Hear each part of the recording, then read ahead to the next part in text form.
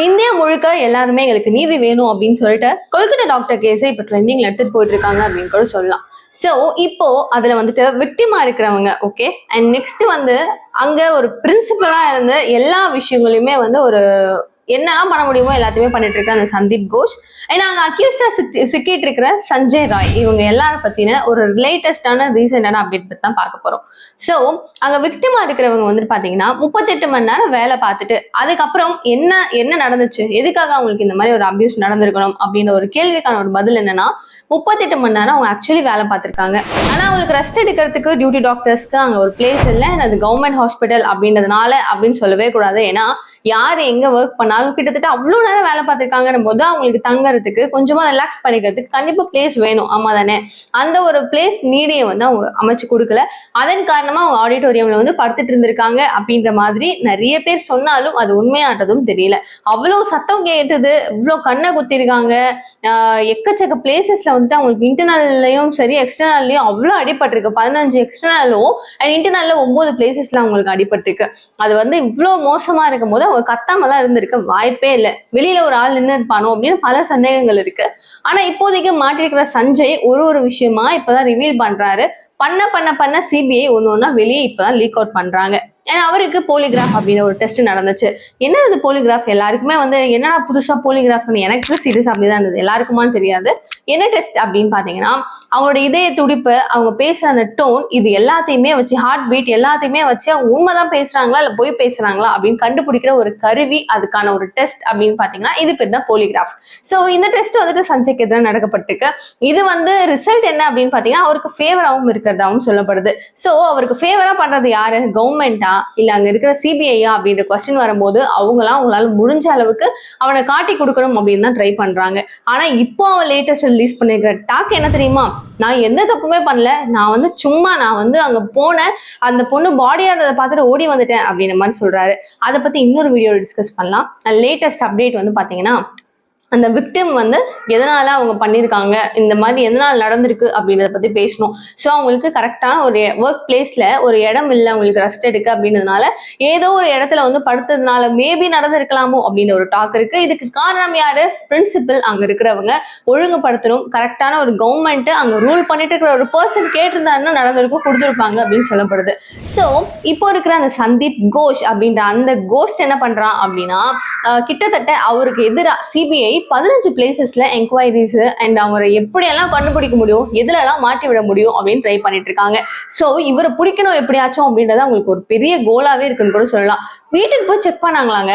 கிட்டத்தட்ட 1 மணி நேரம் கழிச்சு வந்து கதை ஓபன் பண்ணி யாரு வேணும் அப்படின்னு கேட்டிருக்காரு. சோ ஒரு மேல தப்பு இல்லைன்னா அவர் கடகடன்னு வந்து ஓபன் பண்ணிருக்கணும்ல. எதையோ மறைச்சு வைக்கிறாங்களோ, எதுக்காகவோ வந்து ஒதுங்குறாங்களோ, எதுக்காகவோ பதுங்குறாங்களோ அப்படின்ற மாதிரி அவங்க தரப்புல இருக்கிறவங்க, அதாவது சிபிஐ அண்ட் கொல்கத்தா போலீஸ் எல்லாம் வந்து கம்ப்ளைண்ட் ரைஸ் பண்ணிருக்காங்க.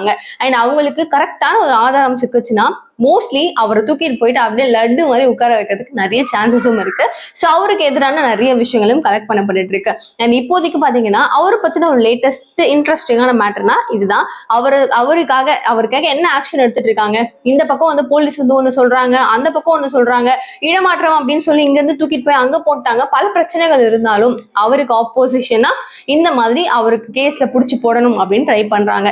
அண்ட் நெக்ஸ்ட் அப்டேட் என்ன அப்படின்னா சஞ்சய் கோஷ் சஞ்சய் ராய் இந்த லூசு ராயை வந்து இவனை பத்தின ஒரு மேட்டர் என்ன அப்படின்னு பாத்தீங்கன்னா இவனுக்கு வந்துட்டு ஒரு 4 அக்கா தங்கச்சிங்க இருக்கிறாங்க. இதுல அவரை பத்தி கேட்கும் போது எந்த விதமான ஒரு பேச்சுல கூட யாருமே எதையுமே லீக் அவுட்டே பண்ணல. தம்பின்ற பாசமா அண்ணன்ற பாசமான்றதெல்லாம் தாண்டி நமக்கு ஏண்டா தொல்லை அப்படின்னு ஒதுங்கி ஓடுறவங்க தான். அதுல ஒரு சகோதரி மட்டும் அவங்க வந்துட்டு நான் வந்து கல்யாணம் பண்ணிக்கிட்டேன், லவ் மேரேஜ் பண்ணிக்கிட்டேன், எப்பயோ நான் பிரிஞ்சு போயிட்டேன் இந்த ஃபேமிலியை விட்டு, அப்பா அவன் நல்லாதான் இருந்தான், மேபி இப்ப இப்படி ஆயிருந்தானா அவனுக்கு என்ன தண்டனை கொடுக்க முடியுமோ, எவ்வளவு மோசமான தண்டனை கொடுக்க முடியுமோ கொடுக்கணும் அப்படின்னு சொல்லியிருக்காங்க. ஓகே, அவங்க பிரிஞ்சு போனதுனால மேபி பாசம் இல்லாம பேசுறாங்களா இல்லைன்னா கரெக்டா சமுதாயத்துக்காக பேசுறாங்களா அப்படின்ற கேள்வி எல்லாம் அப்பாற்பட்டது.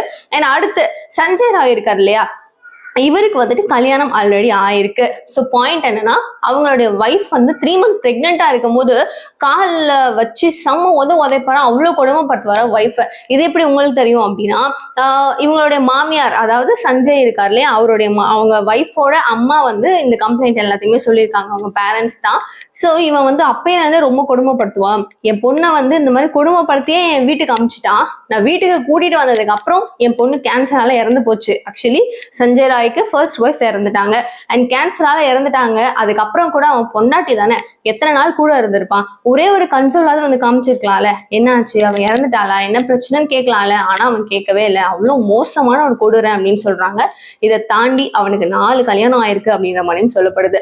சோ ஒரு பக்கம் சகோதரி அவனுக்கு தண்டனை கொடுக்கலாம் அப்படின்னு சொல்ல, மாமியார் அவனுக்கு என்ன வேணா பண்ணலாங்க அப்படின்னு சொல்ல, அடுத்து பெத்த தாயின்னு ஒருத்தவங்க இருக்காங்கல்ல, அவங்கள கூப்பிட்டு ஒரு விசாரணையும் பண்ணியிருக்காங்க.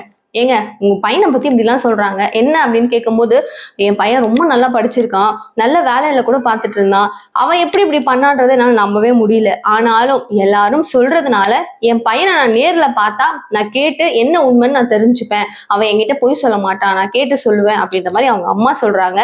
இவ்வளோ பெரிய விஷயங்கள் நடக்கும்போது அவன் எப்படி உண்மை சொல்லுவான்? அண்ட் அந்த ஏரியாவில் அவனை சுத்தி ஆக்சுவலி அந்த ஜெயில வந்துட்டு பாத்தீங்கன்னா பயங்கரமா சிசிடிவி சர்வேலன்ஸ்ல இருந்து ஆரம்பிச்சு எல்லாமே ரெடி பண்ணி சும்மா டோட்டல் பக்காவா அவரை கைட் பண்ணிட்டு இருக்காங்க.